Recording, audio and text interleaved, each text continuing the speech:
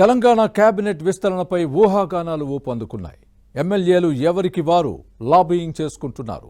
ఉమ్మడి నల్లగొండ జిల్లా నుంచి ఇప్పటికే 2 మంత్రులు ఉన్నారు. ఇప్పుడు మరో 2 రేసులోకి వచ్చారు.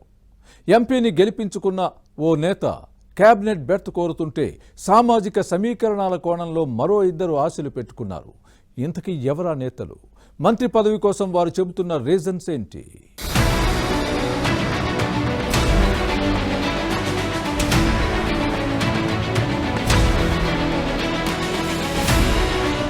రాష్ట్ర మంత్రివర్గ విస్తరణపై ముఖ్యమంత్రి రేవంత్ రెడ్డి దృష్టి పెట్టారు. కాంగ్రెస్ ఎమ్మెల్యేలు ఎవరికి వారు తమ ప్రయత్నాలను ముమ్మరం చేశారు. టీపీసీసీతో పాటు ఏఐసీసీ స్థాయిలో లాబియింగ్ చేస్తున్నారు.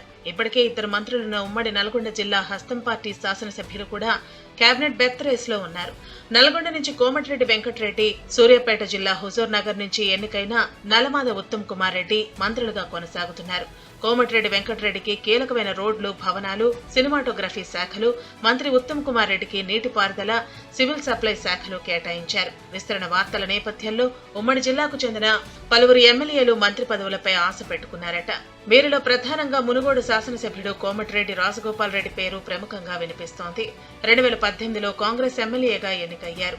బీఆర్ఎస్ ను గద్దె దింపాలనే లక్ష్యంతో 2022లో హస్తం పార్టీతో పాటు శాసనసభ సభ్యత్వానికి రాజీనామా చేసి బీజేపీలో చేరారు. మునుగోడు ఉప ఎన్నికలో కమలం పార్టీ తరపున పోటీ చేసి ఓడిపోయారు. అనంతర రాజకీయ పరిణామాల్లో కాంగ్రెస్ లోకి రీఎంట్రీ ఇచ్చి 2023 ఎన్నికల్లో విజయం సాధించారు. ఆ సమయంలోనే కీలక పదవి ఇస్తామని అధిష్టానం హామీ ఇచ్చిందట.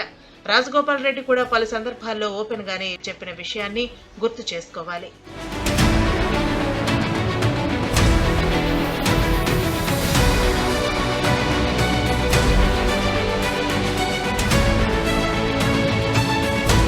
మరోవైపు పార్లమెంటు ఎన్నికల్లో భువనగిరి లోక్సభ స్థానం ఇన్ఛార్జిగా పనిచేశారు. పార్టీ అభ్యర్థి చామల కిరణ్ కుమార్ రెడ్డి గెలుపులో కీలక పాత్ర పోషించారు రాజగోపాల్ రెడ్డి. కోమటిరెడ్డి బ్రదర్స్ ఉమ్మడి నల్గొండ జిల్లాలో 4-5 నియోజకవర్గాల్లో ప్రభావితం చేయగలరు.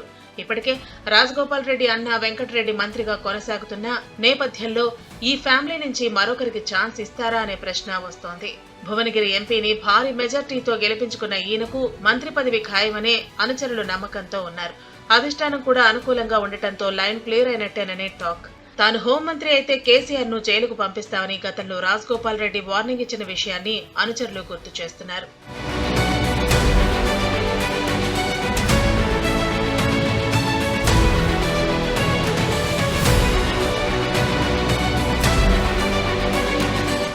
ఇక దేవరకొండ నియోజకవర్గం నుంచి రెండోసారి ఎమ్మెల్యేగా ఎన్నికైన నేనవత్ బాలునాయక్ మంత్రి పదవిపై ఆశలు పెట్టుకున్నారు. తమ ఎమ్మెల్యేకి కేబినెట్ లో స్థానం కల్పించాలని ఈయన అనుచరులు కోరుతున్నారు.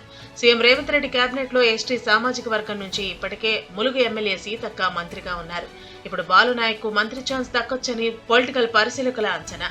ఈయనకు మంత్రి పదవి ఇవ్వాలని బంజారా సంఘాలు కోరుతున్నాయి. అయితే ఉమ్మడి నల్గొండ జిల్లా నుంచి కొత్తగా 2కి అవకాశం ఇస్తారా అనే అనుమానాలు లేకపోలేదు. మరోవైపు ఆలేరు నుంచి మొదటిసారిగా ఎమ్మెల్యేగా ఎన్నికైన బీర్ల ఐలయ్యకు ప్రభుత్వ విప్ పదవి దక్కింది. యాదవ సామాజిక వర్గానికి చెందిన ఈయనకు మంత్రి పదవి ఇవ్వాలని అనుచరులు కోరుతున్నారు.